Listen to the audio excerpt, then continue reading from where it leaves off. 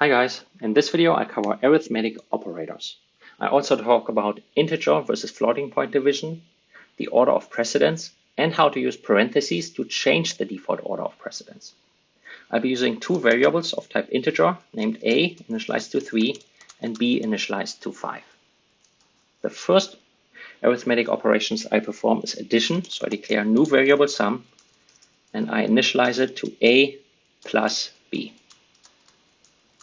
Now, a plus b will take 3 for a and 5 for b and perform addition, which is 8. Note when you write these arithmetic operations that these are instructions. They are statements that end with a semicolon. So it's an instruction to tell the computer something. And the computer executes these line by line. It executes the first one, creates a variable, initializes it to 3, creates a variable b, initializes it to 5, then it sees the instructions a plus b, so look up the value for a, look up the value for b, perform addition, this one will be 8, then perform the assignment and assign 8 to sum.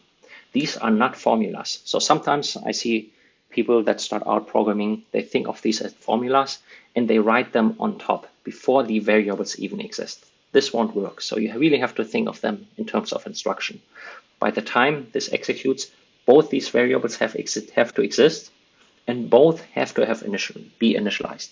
So if you have user input, you would have to ask the user before performing this arithmetic operation.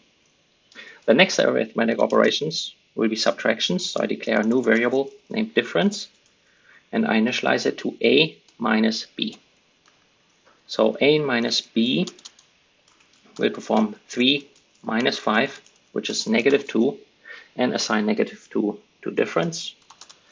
Then I perform multiplications, so I declare a new variable product, initialize it to a times b, and in this case 3 times 5 will be 15. Then I perform division, so I declare a variable quotient, a divided by b.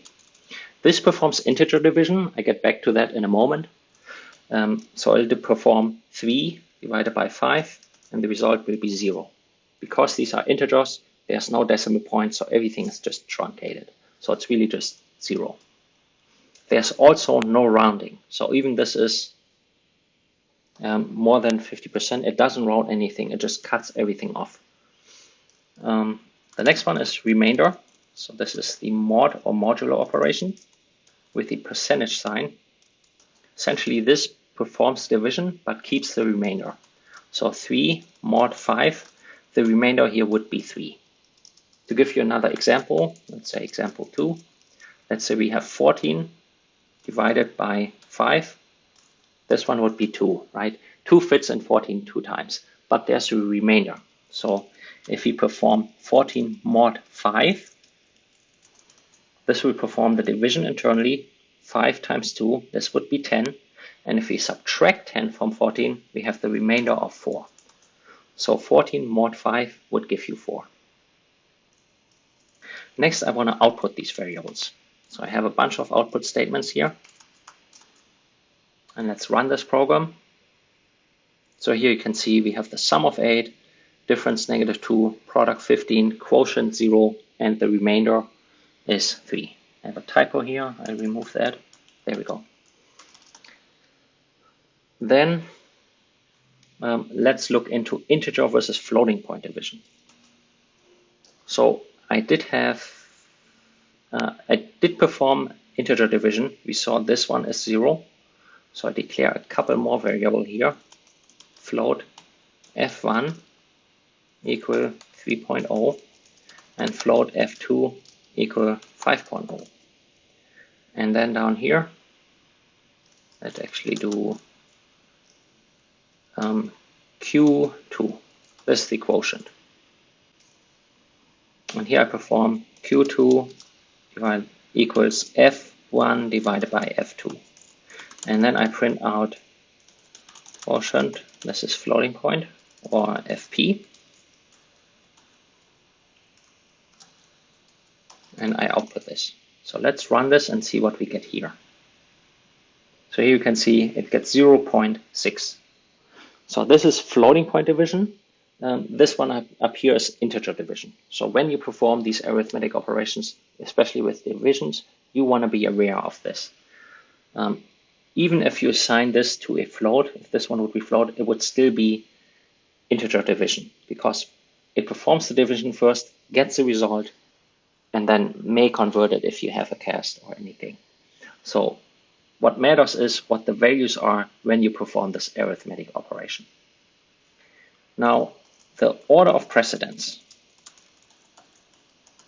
What's the order of precedence? So highest precedence are always multiplication, or actually minus, so it's a sign, so plus slash minus, then multiplication, division, and mod, and then plus in terms of addition and minus in terms of subtraction.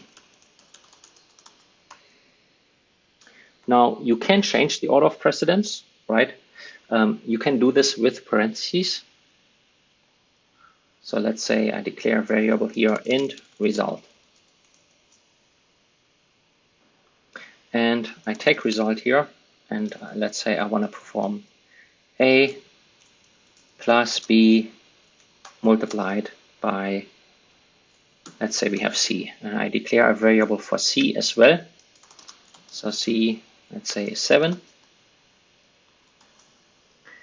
Now the default precedence order will perform b times c first, then take the result and add it to a and assign it to the result. So if I output here result, let's see what we get. Now when I run this, result will be 38. Here it is. So I add a line break here so we see that with the next one more cleaner. Now if I add parentheses and let's say I want to perform a plus b first, then do multiplication. If I run this again, it's no longer 38, it's 56. So here you can use parentheses to change the default order of precedence. And there's no limit to the number of operands. So the arithmetic operations that you perform here can be really long. There can be many operands. You can perform the same operand multiple times. So I can do a times a. So it's really whatever arithmetic operations you want to perform or execute, you just write it down here. I hope you enjoyed this video. Thank you for watching.